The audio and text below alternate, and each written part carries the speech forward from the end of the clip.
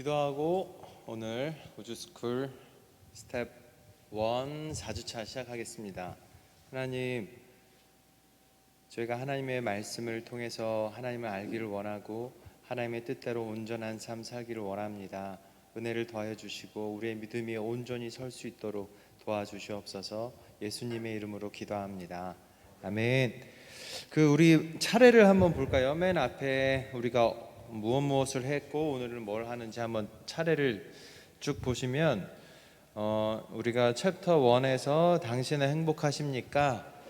라는 주제로 복음에 대해서 우리가 공부했었고요. 그 다음에 챕터 2에서는 구원받으면 어떤 복을 받을까요? 라는 주제를 가지고 공부했습니다. 그리고 세 번째로는 예수님을 믿고 죄를 지으면 어떻게 될까? 같이 공부했고, 네 번째는 구원받은 성도에게는 영적인 권세가 있습니다.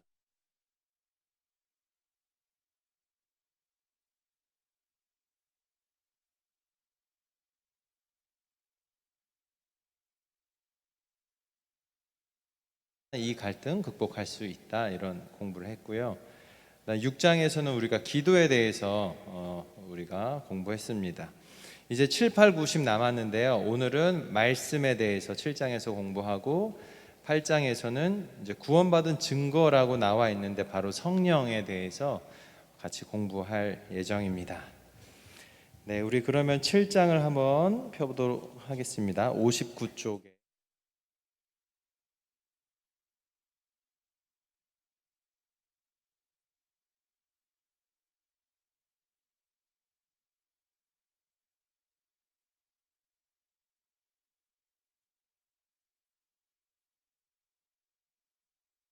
모든 사람의 삶을 인도하십니다. 그런데도 그리스도인이 영적 침체에 빠지는 원인은 성령의 인도하심에 순종하지 않았기 때문입니다. 신앙생활의 핵심은 하나님의 말씀에 순종하는 것입니다. 이 하나님의 말씀을 기록해 놓은 책이 성경입니다. 성경은 하나님을 만나 구원을 얻게 하고 믿는 사람들을 온전하게 하여 하나님이 주시는 복을 누리며 살도록 하기 위해 기록되었습니다. 그러므로 성경을 읽고 배우는 것을 통해 하나님의 말씀을 듣고 순종할 수 있습니다. 네, 그 밑에 우리 말씀 한번 읽어보겠습니다. 요한복음 7장 17절 시작. 사람이 하나님의 뜻을 행하려 하면 이 교훈이 하나님께로부터 왔는지 내가 스스로 말함인지 알리라. 아멘. 예, 우리 한번 넘겨보겠습니다. 첫 번째로 구원받은 성도는 말씀으로 인도함을 받습니다. 가로 1번 구원받은 성도는 예수님의 말씀을 듣고 인도함을 받습니다. 예수님은 하나님의 말씀입니다. 요한복음 1장 14절을 제가 읽을게요. 요한복음 1장 14절은 말씀이 육신이 되어 우리 가운데 거하심에 우리가 그의 영광을 보니 아버지의 독생자의 영광이요 은혜와 진리가 충만하더라. 아멘. 예수님은 하나님의 말씀이시고요. 말씀이신 예수님은 지금도 우리 안에 계시며 우리의 삶을 인도하십니다. 우리 요한복음 10장 27절을 우리 안기증 성도님 한번 읽어주세요. 내 양은 내 음성을 들으며 나는 그들을 알며 그들은 나를 따르느니라. 아멘. 네, 양이 목자의 음성을 듣지 않으면 고통과 죽음만 따릅니다. 이 양은 시력이 아주 안 좋은 동물이지 않습니까? 그래서 임의대로 자기 마음대로 양이 가다 보면 낭떠러지에 떨어질 수도 있고 가시 덤불에서 미끄러져서 뒤집히면 복부에 가스가 차서 죽는다고 합니다. 그래서 양은 반드시 자신의 목자의 음성에 귀를 기울이고 목자가 오라고 하는 곳으로 가야만 목자가 제공해 주는 그 꿀을 먹고 쉴만한 또 물가에서 쉼을 얻을 수 있는 거죠. 성도인 우리 역시도 선한 목자이신 예수님의 말씀으로만 인도함을 받아야 한다는 겁니다. 가로 2번 믿음은 무엇을 들을 때 생긴다? 하나님의 말씀을 들을 때 생깁니다. 아멘. 하나님의 말씀은 사람의 마음과 영혼을 변화시키는 힘이 있기 때문입니다. 로마서 10장 17절 허경 집사님 한번 읽어주세요. 그러므로 믿음은 들음에서 나며 들음은 그리스도의 말씀으로 말미암아 아멘. 제 아무리 믿어야지 되뇌인다고 해서 믿음이 생기는 게 아닙니다. 하나님의 말씀을 들어야 믿음이 생기는 거죠. 괄호 3번입니다. 하나님의 말씀은 영혼의 양식입니다. 음식을 잘 먹어야 건강을 유지할 수 있는 것처럼 하나님의 말씀을 먹어야 우리 영혼이 살고 건강을 유지할 수 있습니다. 우리 성형제님 베드로전서 2장 2절.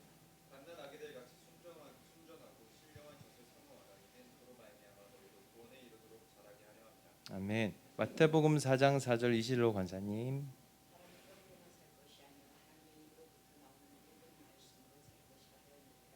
아멘. 사람은 하나님의 말씀을 듣고 살도록 지음 받은 존재예요. 그래서 영의 양식이라고 불리우는 하나님의 말씀은 어린 아이들뿐만 아니라 어른들에게도 필요한 것이고 이제 막 신앙생활을 시작한 사람뿐만이 아니라 오랫동안 신앙생활을 한 사람에게도 꼭 필요한 것, 이것이 바로 하나님의 말씀입니다. 밥을 잘 먹는 사람이 건강한 것처럼 하나님의 말씀을 잘 먹는 성도가 건강한 삶을 살 수 있는 겁니다.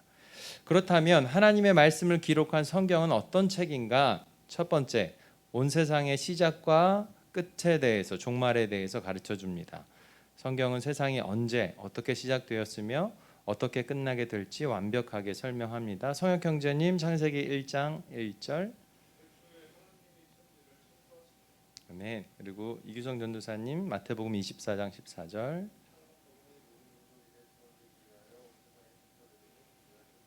아멘. 세상의 시작도 하나님으로부터이고 세상의 끝도 하나님께 달려 있습니다. 그때와 기한은 아무도 알 수 없지만 반드시 그 끝은 온다고 하나님이 약속하셨습니다.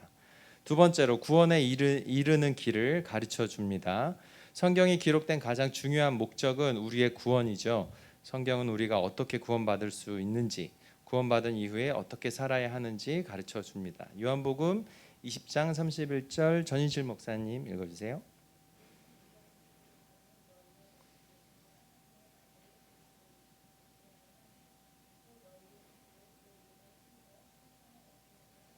아멘.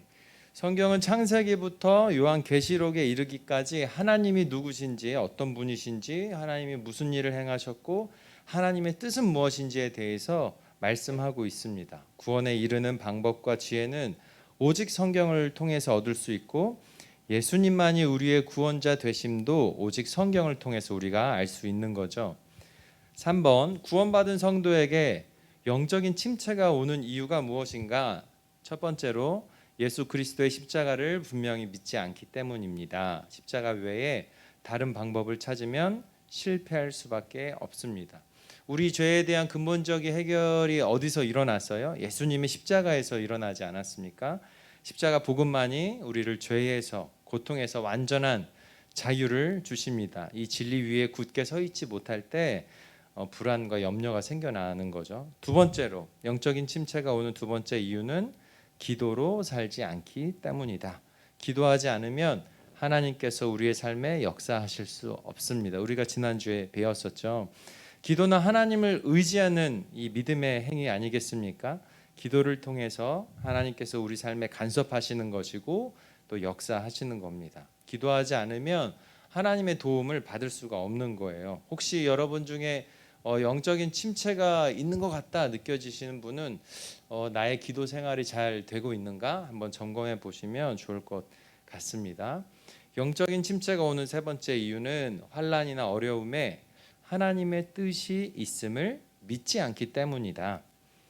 환난이나 어려움에 하나님의 복이 숨겨져 있는 경우가 많이 있다는 겁니다. 하나님의 주권을 인정할 때 모든 상황 속에서 우리는 하나님께 감사하고 또 하나님을 찬양할 수 있어요. 우리 앞에 있는 이 환난과 어려움에 대해서 하나님이 내가 그건 미처 생각하지 못했다라고 하시는 것이 아무것도 없다는 겁니다. 우리를 향한 하나님의 선하신 계획이 있다는 것을 우리가 믿는다면 우리는 환난 중에서도 담대할 수 있는 것입니다. 영적인 침체가 오는 네 번째 이유, 실수나 죄를 반복하기 때문이다. 책망과 징계를 받으면서도 반복적으로 죄를 지으면 당연히 실패할 수밖에 없는 거죠. 그럼 영적인 침체가 오는 다섯 번째 이유는 하나님의 말씀을 듣지 않고 그분의 인도하심을 받지 않기 때문이다. 구약 성경에 나오는 사울, 여기서는 말하는 사울 왕입니다. 사울을 보면 하나님께 왕으로 택함을 받았지만 결국 실패했어요. 하나님의 말씀에 순종하지 않았기 때문인데요. 역대상 10장 13절 14절 김한비 자매님 읽어주세요.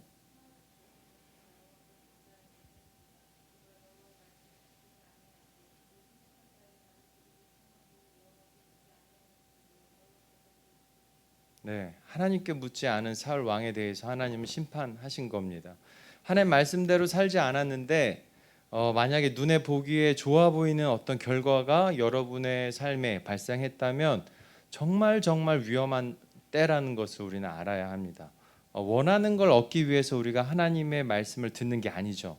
하나님의 말씀만이 진리고 생명이기 때문에 우리는 하나님의 말씀을 듣고 순종하는 겁니다. 그래서 영적인 침체가 왔을 때 혹시 내가 하나님의 말씀에 순종하지 않은 게 있는가라고 점검해 볼 필요가 있습니다.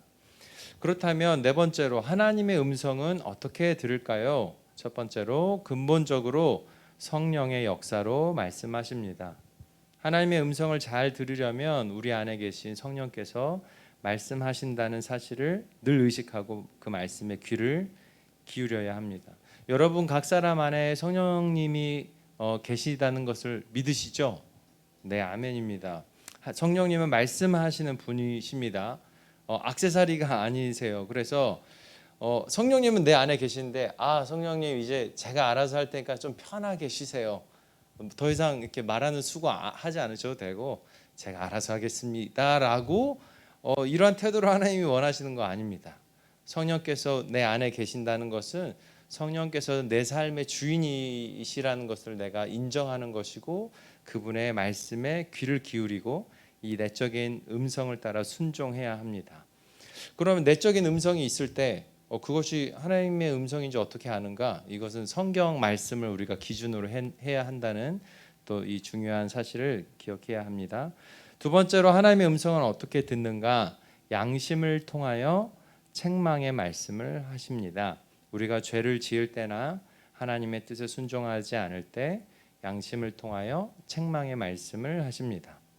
성도는 예수 그리스도 안에서 새로 태어났기 때문에 살아있는 양심을 지니게 되는데요. 그래서 매우 민감하게 느끼면서 반응하게 됩니다. 하나님의 말씀을 기준으로 해서 우리의 양심이 하나님의 뜻을 분별하게 되는 겁니다. 양심을 통해서 책망의 말씀을 하신다. 세 번째 방법은 성경을 통해서 말씀하십니다. 이것이 가장 사실 중요합니다. 하나님의 음성을 들으려면 성경을 읽고 묵상해야 합니다. 양육이나 제자 훈련을 통해서 성경을 체계적으로 배워야 합니다. 이 성경을 읽는 것, 성경은 하나님의 음성을 듣는 가장 중요하고 기본적인 통로예요. 하나님의 감동으로 이 성경이 쓰여졌다고 기록되고 있는데 성경은 이 하나님께서 우리에게 들려주고 싶어 하시는 모든 말씀이 기록되어 있습니다. 그래서 우리는 끊임없이 반복해서 성경을 읽고 묵상하고 공부해야 하는 거죠. 성경을 알면 알수록 하나님의 음성을 보다 더 분명하게 명확하게 들을 수 있게 되는 겁니다. 하나님의 음성을 듣는 네 번째 방법은 기도를 통해서 말씀하십니다. 기도하는 중에도 하나님의 말씀을 들으려는 자세가 필요합니다. 혹시 기도가 일방적인 그런 내가 하나님께 일방적으로 말하는 시간이라고 생각하시는가 모르겠는데 기도는 사실 쌍방향 커뮤니케이션 하는 시간입니다. 비록 보이진 않으시지만 하나님 우리의 기도를 듣고 계시고 또 우리에게 말씀하시는 분이시라는 거예요. 그래서 좋은 기도 훈련은 우리가 기도 간구할 게 있잖아요. 하나님 이것 필요하고 이거 도와주시고 그 시간 후에 잠잠하게 머무는 시간도 굉장히 중요합니다. 혹시 하나님이 나의 이 간구에 대해서 내면의 음성을 들려주시는 게 있는가? 어떤 깨달음을 주시는 게 있는가 하고 하나님 말씀해 주십시오 하고 좀 잠잠하게 기다리는 훈련이 굉장히 기도 훈련에 필요하고요. 그것 때문에라도 그런 나와 하나님만의 특별한 장소가 있으면 너무나 도움이 됩니다. 시끄러운 곳에서는 안 들려요. 집중이 분산되기 때문에. 근데 조용한 골방이 있다면, 본인의 서재가 있다면 그곳에서 기도도 하고 또 들으시고 기다리시고 이런 시간을 갖는 것이 기도 훈련에 굉장히 도움이 될 것입니다. 다섯 번째, 하나님의 음성을 어떻게 듣는가? 사람이나 환경을 통하여서 말씀하십니다. 대화를 나누는 중에 말씀하시기도 하고, 우리가 어떤 문제에 대하여 고민하며 기도할 때 주변의 환경과 사건을 통해서 말씀하시기도 합니다. 네, 하나님은 모든 사람을, 모든 만물을 다스리시는 분이시기 때문에 하나님은 제한 없으시죠. 우리에게 말씀하시는 방법은 모든 환경을 통해서 하나님 말씀하실 수 있는 거예요. 그래서 다른 사람들과 이렇게 대화하다가 아, 그렇지라고 깨달음이 올 때도 있는 것이고, 어떤 특별한 상황 속에서 또 하나님이 나에게 말씀하시는 것 같다는 느낌이 들 때가 있는 거예요. 제가 뭐 간증까지는 아니지만 제가 수년 전에 하나님의 사랑에 대해서 굉장히 고팠던 적이 있었습니다. 하나님 정말 나 사랑하시는 게 맞나? 이런 좀 침체 같은 게 왔을 때 하나님 좀 알려달라고, 하나님이 저를 사랑하신다는 걸 난 확인하면 좋겠다, 이런 기도를 한 적이 있었어요. 그리고 버스를 타고 길을 지나가다가 제가 우연히 주유소를 하나를 봤는데 거기에 I'm your energy라는 글귀가 제 눈에 쑥 들어오는 거예요. 그게 하나님의 음성처럼 들렸어요. 내가 너의 능력이야, 이러는 말씀으로 저에겐 들려지더라고요. 물론 이것이 그럼 진짜 하나님의 음성이냐 알 수 없지만 저에게는 개인적으로는 그것이 하나님의 음성처럼 들려졌고, 진짜 그 짧은 그 시간을 통해서 제 내면이 많이 회복되는 걸 제가 느낀 적이 있거든요. 그래서 우리의 기도에 대해서 하나님이 외면하지 않으시고 모든 상황과 사람과의 관계, 환경을 통해서 우리에게 말씀하시는 분이시라는 것을 알아두셨으면 좋겠습니다. 여섯 번째, 하나님의 음성을 잘 들으려면 그분과 친밀한 관계를 유지해야 합니다. 하나님께서는 여러 가지 통로를 통하여 우리에게 끊임없이 말씀하십니다. 그러나 우리가 하나님의 음성을 알아듣기 위해서는 하나님과 친밀한 관계를 유지하고 있어야 합니다. 잠언 말씀에는 하나님을 경외하는 자에게 하나님과의 친밀함이 있다고 말씀하고 있거든요. 오랫동안 같은 시간을 보내면 당연히 친해지기도 하고, 그건 당연히 우리가 알고 있는 거지만, 하나님의 친밀함, 하나님과의 친밀함은 그분을 존중히 여기는 사람, 그분의 말씀에 대해서 온전히 순종하고자 하는 그러한 경외함을 가진 사람에게 하나님이 더 친밀함 중에 말씀하신다는 겁니다. 그래서 이 잠언의 말씀을 꼭 기억해야 할 것입니다. 일곱 번째는 목회자의 영적 지도와 분별을 받아야 합니다. 우리가 어떤 음성을 들었다고 해서 그것이 다 하나님의 음성인 것은 아닙니다. 순전히 내 생각일 수도 있고 마귀의 미혹일 수도 있습니다.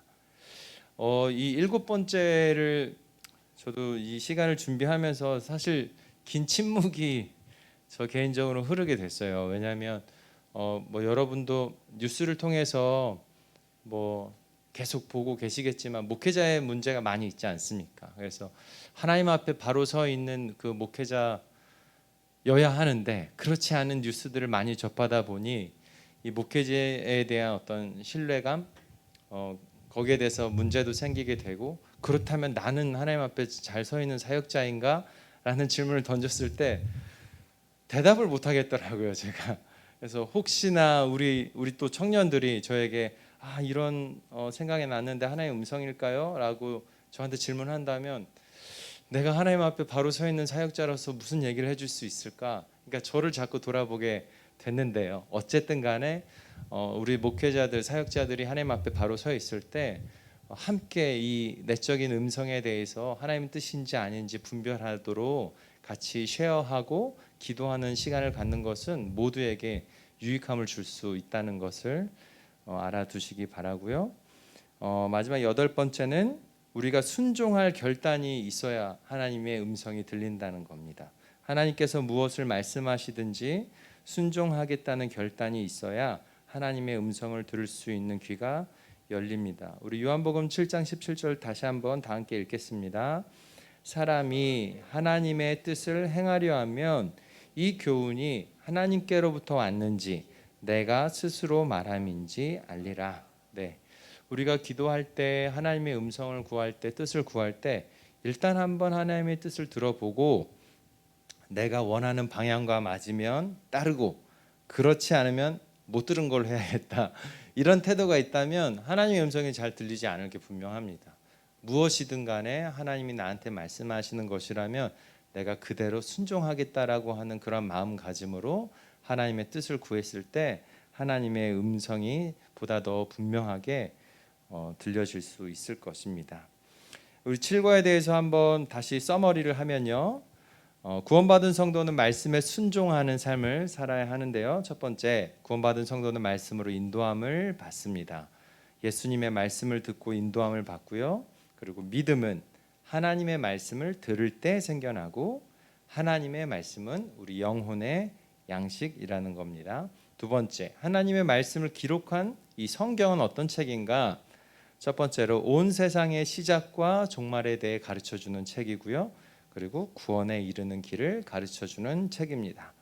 세 번째, 구원받은 성도에게 영적인 침체가 오는 이유는 무엇인가? 첫 번째로 예수 그리스도의 십자가를 분명히 믿지 않기 때문이고, 두 번째, 기도로 살고 있지 않기 때문이고, 세 번째는 환난이나 어려움에 하나님의 뜻이 있음을 믿지 않기 때문이고, 네 번째는 실수나 죄를 반복하기 때문이며, 마지막 하나님의 말씀을 듣지 않고 그분의 인도하심을 받지 않기 때문이다.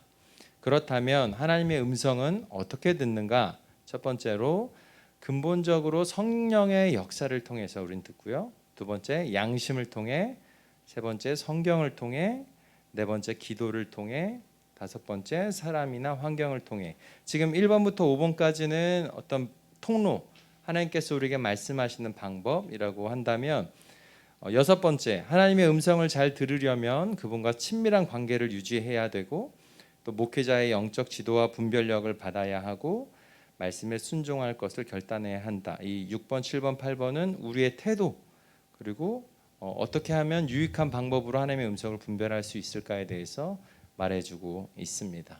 그래서 이번 7과는 이렇게 하나님의 말씀이 얼마나 중요한 것인지에 대해서 나누었고요. 8과까지 하고 좀 더 이제 뒤에 광고가 있어서요. 8과까지 우리 성령에 대한 부분인데요. 8과 보겠습니다. 구원받은 사람은 구원받은 증거가 있습니다. 그 밑에 있는 글을 같이 읽어보겠습니다. 구원받은 사람에게는 반드시 구원받은 증거가 있습니다. 이 증거를 알고 신앙생활을 하는 사람과 그렇지 않은 사람 사이에는 엄청난 차이가 있습니다. 예수님을 믿고 영접하면 예수님은 성령으로 우리 안에 찾아오십니다. 그러므로 자신 안에 성령께서 계신 사람은 구원받은 사람이고 그렇지 않은 사람은 구원받지 못한 사람입니다. 우리는 이 증거를 스스로 확인할 수 있습니다.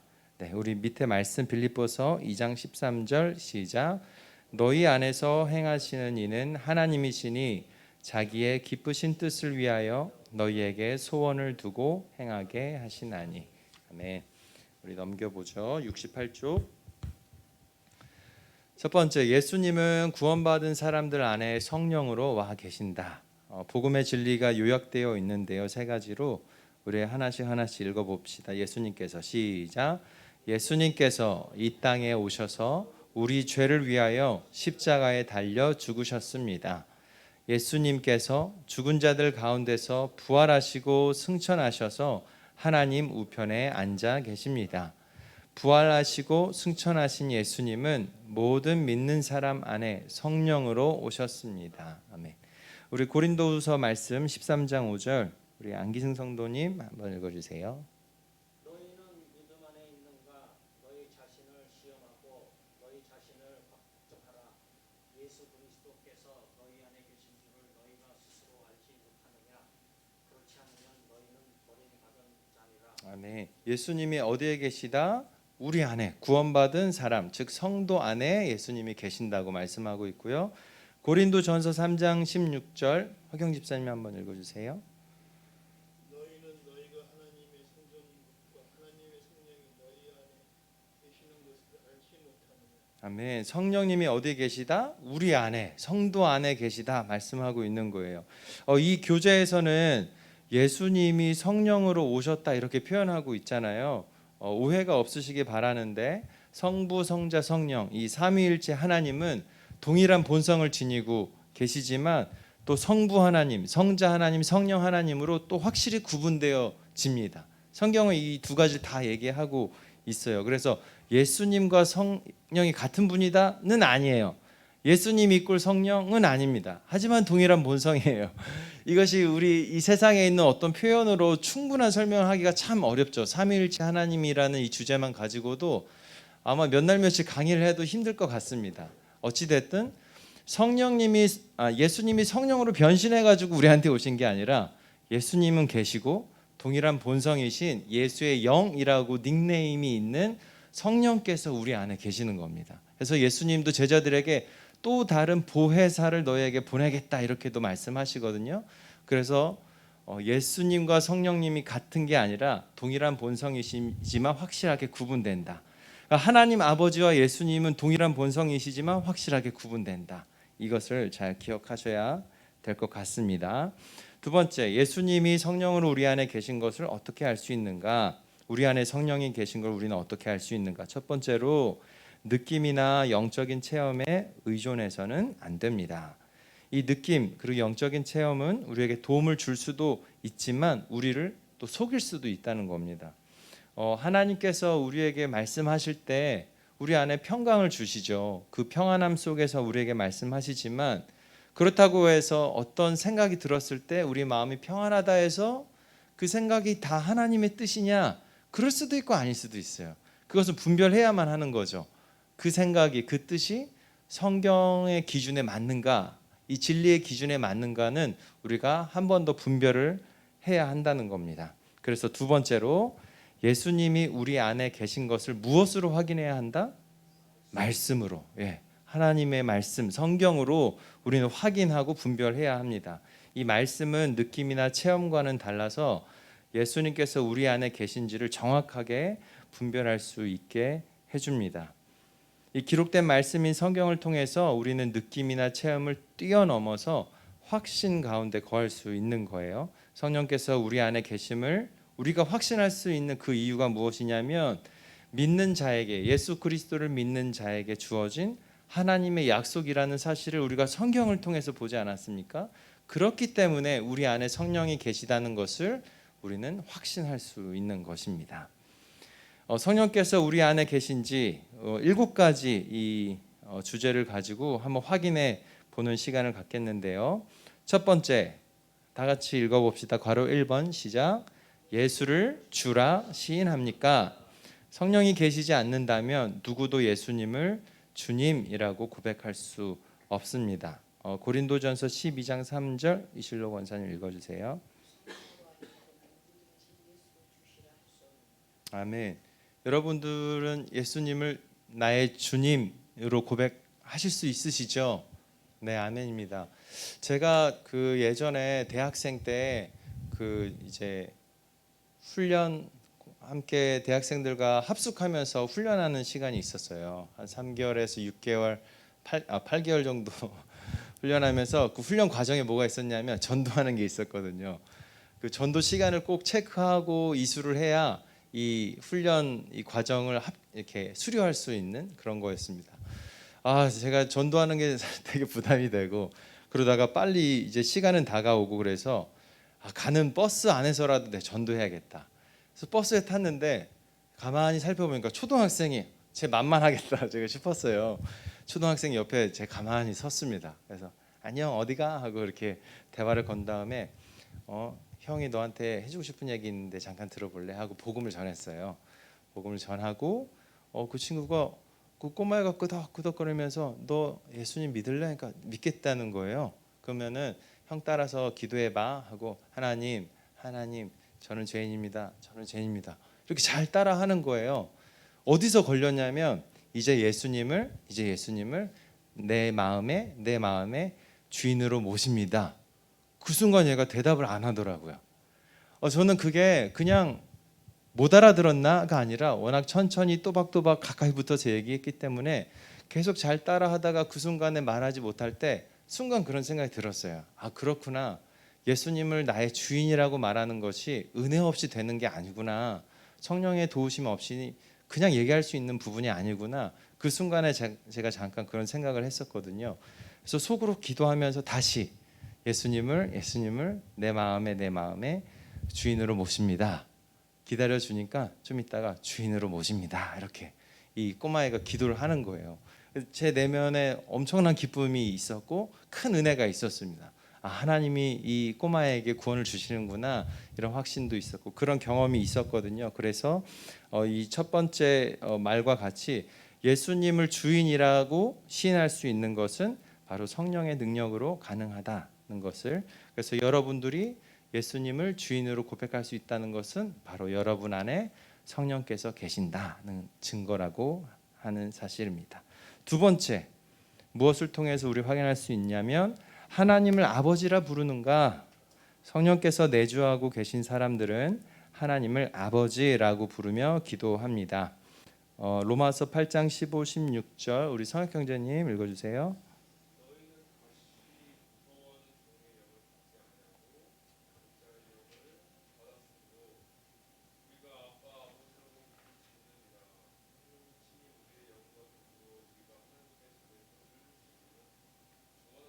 네, 아멘. 우리가 하나님을 아버지라고 부를 수 있다는 것은 우리 안에 성령께서 계시다는 증거라고 하는 겁니다. 세 번째, 하나님의 은혜를 느끼고 있는가? 성령은 우리를 거듭나게 하시는 분입니다. 하나님에 대하여 살아있는 사람만이 하나님께서 주시는 은혜를 받고 반응할 수 있습니다.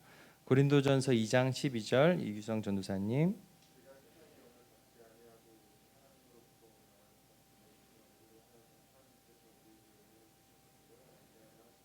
아멘. 흔히 우리가 세상이 달라 보여 이런 표현을 하지 않습니까? 성령께서 거하시는 사람은 삶이 달라 보이는 것이고 세상이 달라 보이는 거죠. 그래서 하나님의 은혜를 깨달을 때 바로 그러한 표현을 쓸 수 있을 것 같습니다. 성령께서 그 사람 안에 계시는 증거로 우리가 세상이 달라 보여라고 말할 수 있을 것이고, 우리가 찬양하는 중에, 기도 예배 중에 하나님의 은혜를 느낄 때, 그 은혜에 감동할 때 바로 성령께서 내 안에 계시구나, 이것을 확인할 수 있는 겁니다. 네 번째 읽어볼까요? 가로 4번 시작. 사랑의 마음이 일어납니까? 예수님을 진심으로 영접하면 사랑의 마음이 생깁니다. 우리 안에 계신 성령께서는 사랑과 용서의 영이시기 때문입니다. 전인실 목사님 요한일서 4장 읽어주세요.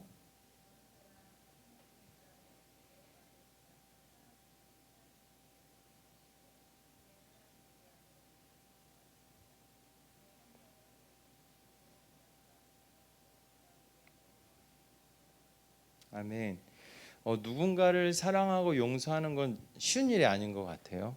의지만 가지고도 할 수 없는 것 같습니다. 특히 나에게 어떤 고통을 준 사람에 대해서는 더더욱 사랑하고 용서하는 것은 불가능에 가까워 보입니다. 하지만 성령께서 우리 안에 계실 때 우리는 사랑할 수 있고 용서할 수 있는 삶을 살게 됩니다. 이 부분에 대해서는 제가 저희 어머니 간증을 안 할 수가 없는데, 저희 어머니는 아주 고된 시집살이를 하셨어요.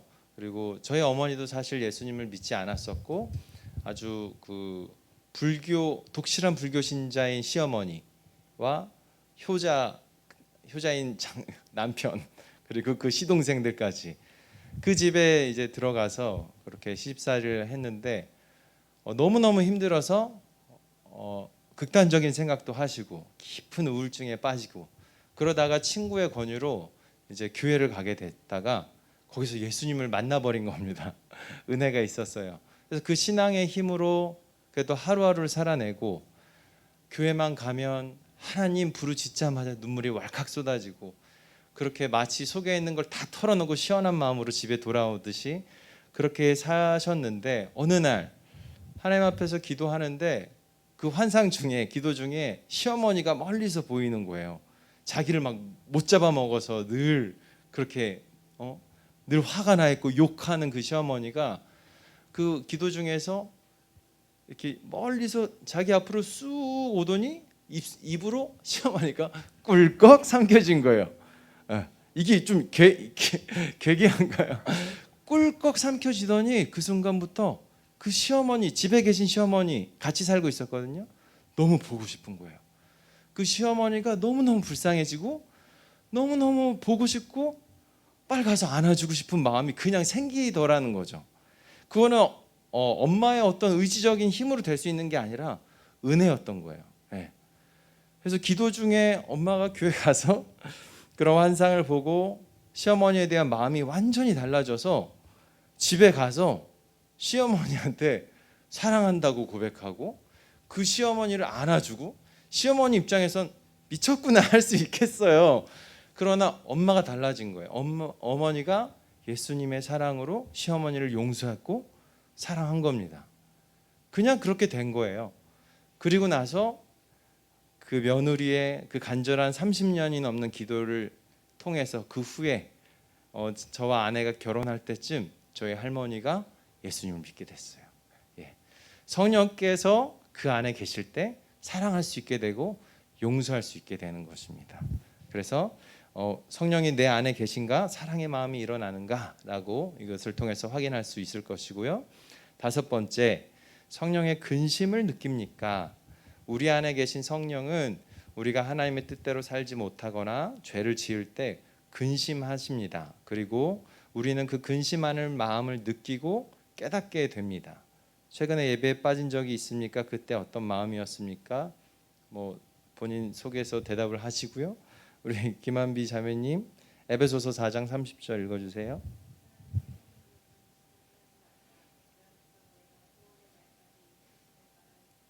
아멘. 예수님을 믿지 않는 사람에게는 하등 거리낄 게 없는 어떤 행동, 생활 양식이 있을 수 있습니다. 하지만 그것이 성도들에게는 굉장한 불편함, 걸림이 될 때가 있어요. 왜냐하면 우리 안에 계신 성령께서 우리가 하나님의 뜻에 벗어날 때, 그 말씀대로 살지 않을 때 우리 안에서 근심하시기 때문에 그 성령의 근심이 느껴지는 거죠. 그래서 우리 마음에 불편함이 일어나게 되고, 이 행동은 해서는 안 되는구나를 분별하게 되는 것입니다. 그래서 성령의 근심을 우리가 느낀다면 성령께서 내 안에 계시는구나를 확인할 수 있는 것입니다. 여섯 번째로, 하나님의 일을 하고 싶은 소원이 생깁니까?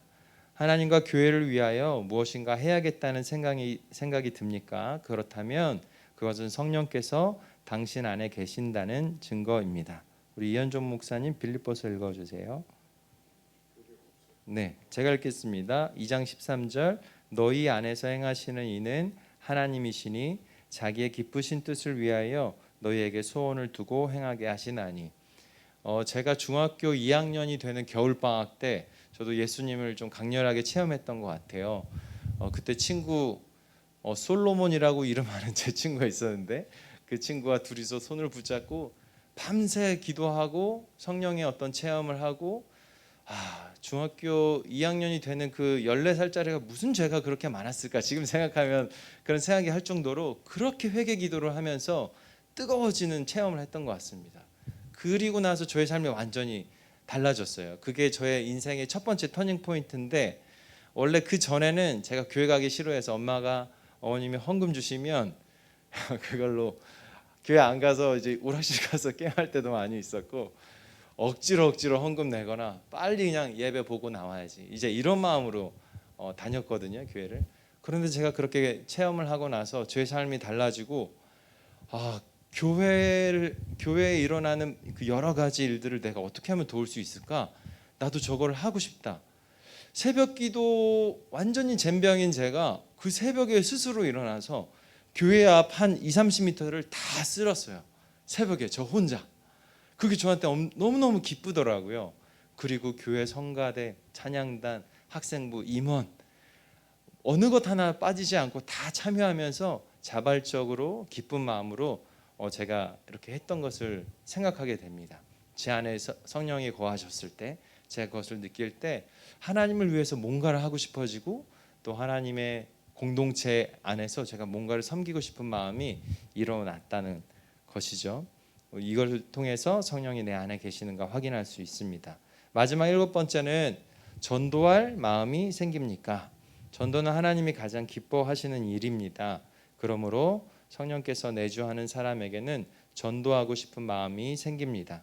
우리 함께 마태복음 10장 말씀 읽어봅시다. 시작. 그때에 너희에게 할 말을 주시리니 말하는 이는 너희가 아니라 너희 속에서 말씀하시는 이 곧 너희 아버지의 성령이시니라. 네, 성령이 우리 안에 계실 때 우리는 예수님을 이 복음을 전하고 싶은 마음이 마구마구 생겨나는 것입니다. 그래서 그런 마음이 생겨난다면 내 안에 성령께서 계시구나. 우리는 이것을 확인할 수 있는 것입니다. 왜냐하면 이 복음이 땅끝까지 모든 사람에게 전해져서 모든 사람이 구원 얻는 것이 바로 하나님의 뜻, 성령의 뜻이기 때문에 복음을 전하고 싶어, 저 사람도 구원 받았으면 좋겠어라고 하는 마음이 든다면 내 안에 성령이 계시구나 이것을 확인할 수 있다는 겁니다. 자, 우리 마지막 페이지 72쪽 보시면 이제 여러분이 스스로 이걸 체크하시는 거예요. 이 표에 나와 있는데요. 앞에 언급한 7가지 증거가 모두 있을 수도 있고 몇 개만 있을 수도 있는데, 분명한 것은 말씀을 통해 자신의 마음을 진실하게 살피면 예수님께서 자신 안에 계신지 아닌지 알 수 있다는 거고요. 그럼 최종적인 결론을 내려라 이렇게 나와 있는데 한번 잠깐 표시해 보시겠어요? 나는 몇 가지나 해당이 되는가?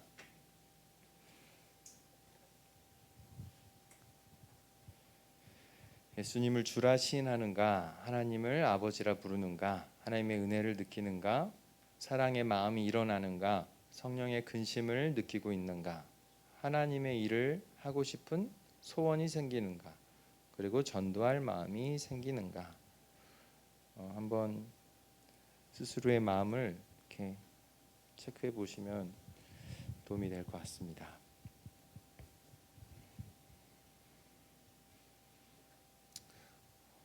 아니오에 혹 많이 있더라도 너무 상심할 필요 없으십니다. 다시 이 교재 처음부터 천천히 살피시면서 복음이 무엇인지 다시 들여다보시고 다시 공부하시면서 우리가 하나님을 알아갈 때 우리가 이것을 이제 아니오에서 예로 체크하게 될 것입니다.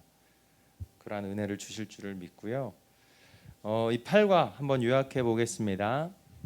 구원받은 사람은 구원받은 증거가 있다.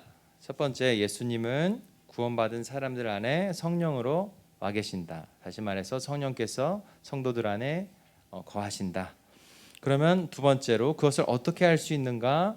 느낌이나 영적인 체험만이 아니라 말씀을 통해서 알 수 있다. 세 번째, 성령께서 우리 안에 계신지 한번 점검해 보자. 7가지.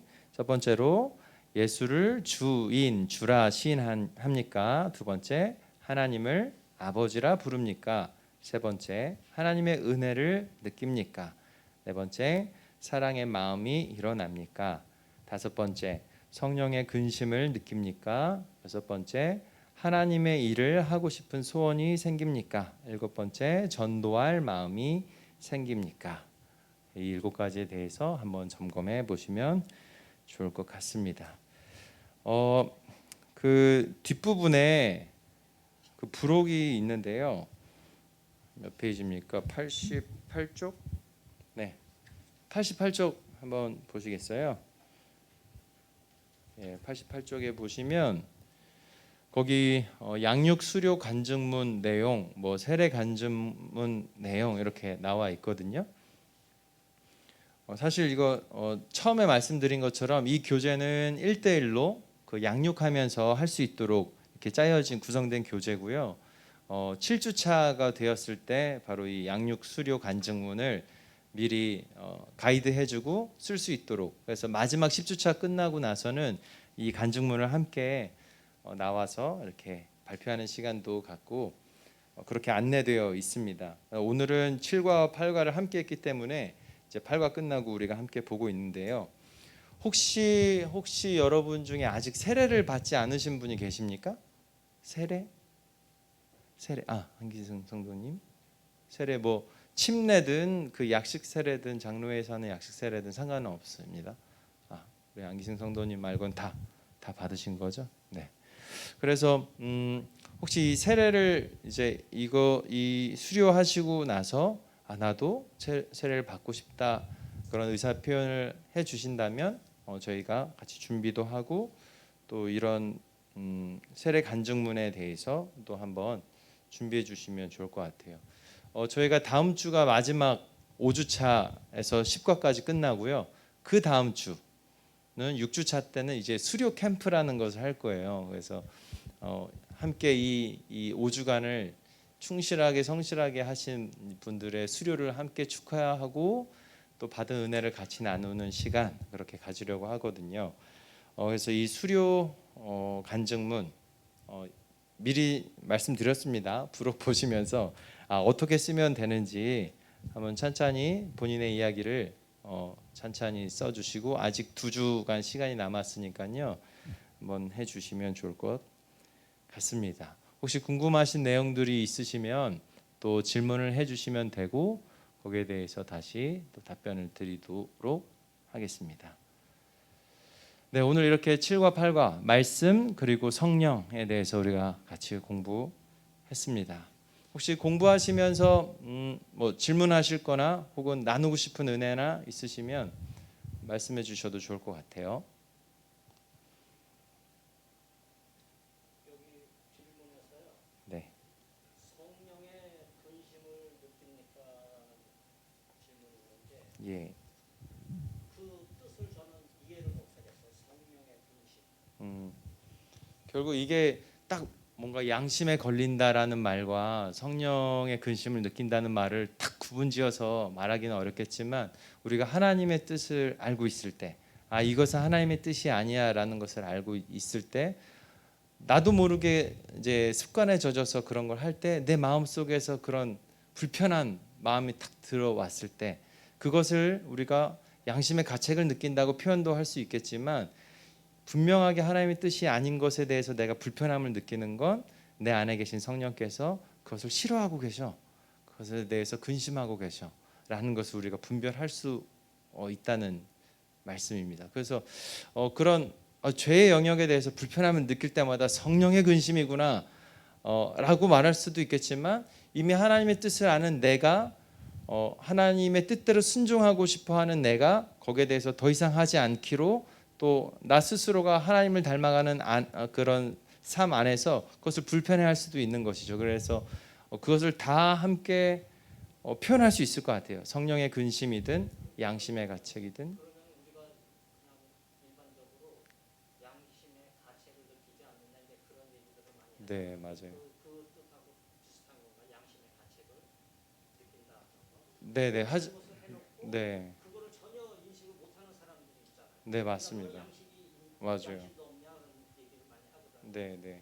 그런 내용하고 이게 비슷한 건가요? 비슷한 걸까요? 제가 좀 구현을 드리면 비슷하기는 합니다만 다릅니다. 비슷하기는 한 종류 그 말씀하신 거하고 비슷하기는 하나 달라요. 예를 들어서 일단 그 성령의 근심하심에 대해서 간단하게 말씀을 드리면은 우리가 성령의 근심하심을 인지가 가능하냐 불가능하냐 이제 그게 핵심이거든요. 여쭤보시는 게 맞아요. 성령의 근심하심을 내가 어떻게 아냐? 그렇죠. 예.